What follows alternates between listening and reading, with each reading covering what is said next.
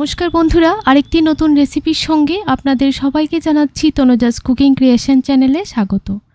আজকে আপনাদের সঙ্গে মোরলা মাছ দিয়ে খুবই সুন্দর একটা রেসিপি তৈরি করে দেখাবো। আর এই রেসিপিটি তৈরি করব ডাটা দিয়ে। আপনারা এই সবজিগুলিকে দেখে চিনতে পারছেন কিনা জানি না। আমি ডাটাগুলিকে 4 ভাগে কেটে নিয়েছি এবং ধুয়ে নিয়েছি, তাই ডাটাগুলি এই রকম হয়ে গেছে। তাহলে চলুন আজকের এই রেসিপিটি দেখে নেওয়া যাক। এখানে আমি 200 গ্রাম মোরলা মাছ ভালোভাবে কেটে ধুয়ে নিয়েছি। আপনারা চাইলে এই রেসিপিটি যে কোনো ধরনের ছোট মাছ দিয়ে করতে পারেন, খেতে ভীষণ মজাদার হয়।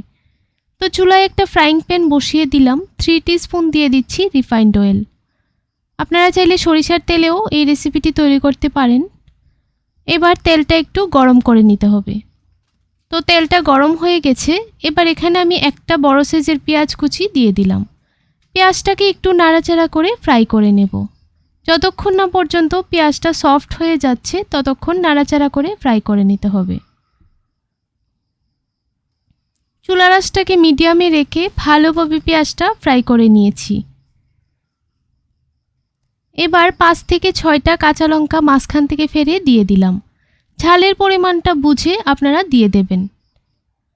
এবার লঙ্কাগুলিকেও একটু ভেজে নিচ্ছি।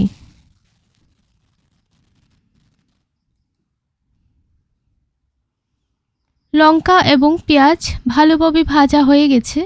এবার একটা মিডিয়াম সাইজের আলু এইভাবে কেটে দিয়ে দিলাম।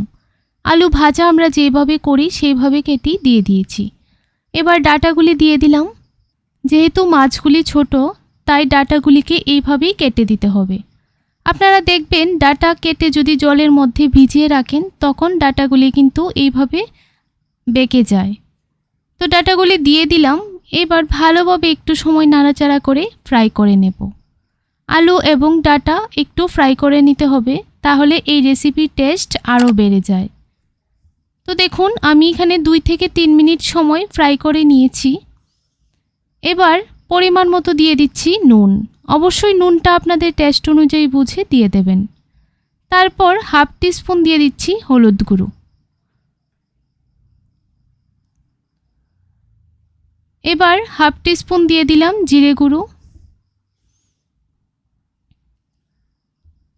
হাফ টিস্পুন দিয়ে দিচ্ছি ধনে গুঁড়ো। হাফ টিস্পুন দিয়ে দিচ্ছি লঙ্কা গুঁড়ো।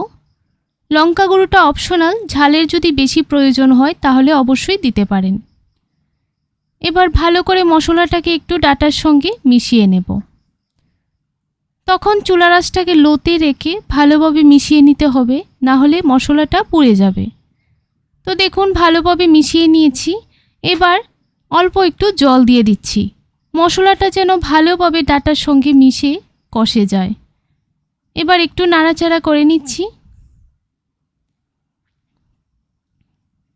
তো ভালোভাবে মিশিয়ে নিলাম। এবার 2 থেকে 3 মিনিটের জন্য ঢাকা দিয়ে দিচ্ছি। তো দেখুন 2 থেকে 3 মিনিট পর ঢাকনাটা তুলে আবারও একটু নাড়াচাড়া করে নিচ্ছি। ডাটা এবং আলু খুব ভালোভাবে সেদ্ধ হয়ে গেছে। এবার অ্যাড করে দেব মাছগুলি।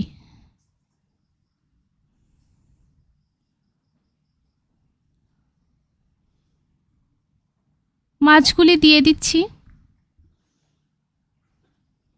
আর এই মাছগুলি যখন রান্না করবেন তখন না ভেজে মাছগুলি রান্না করে দেখবেন, খেতে ভীষণ মজাদার হয়।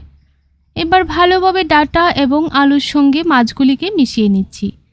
একটু আস্তে আস্তে মেশাতে হবে যেন মাছগুলি ভেঙে না যায়। বন্ধুরা, আপনাদের কাছে যদি আমার এই রেসিপিটি ভালো লাগে তাহলে চ্যানেলটিকে সাবস্ক্রাইব করে পাশে দেওয়া নোটিফিকেশন বেল বাটনটি অবশ্যই অন করে রাখবেন। আর অল অপশনটা ক্লিক করতে কিন্তু ভুলবেন না। তো দেখুন একটু নাড়াচাড়া করে পরিমাণ মতো দিয়ে দিলাম জল। ঝোলটা বলক চলে আসলে যেন জলটা একদম ঠিকঠাকভাবে সেট হয়ে যায়, সেই পরিমাণটা বুঝেই জলটা দিতে হবে। এখানে আমি হাফ গ্লাসের মতো জল দিয়ে দিয়েছি। এবার আরও 2 থেকে 3 মিনিটের জন্য ঢাকা দিয়ে দিলাম, তাহলে মাছগুলি খুব ভালোভাবে সেদ্ধ হয়ে যাবে।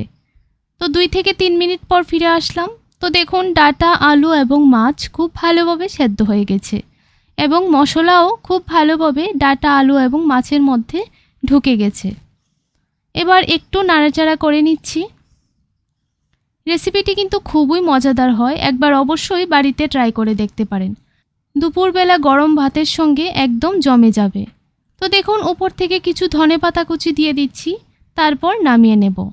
ভিডিওটি ভালো লাগলে একটা লাইক করতে ভুলবেন না, আর অবশ্যই আপনার বন্ধুদের সঙ্গে খুব বেশি পরিমাণে শেয়ার করবেন। ধনেপাতা কুচি দিয়ে একটু নাড়াচাড়া করে মিশিয়ে নিলাম।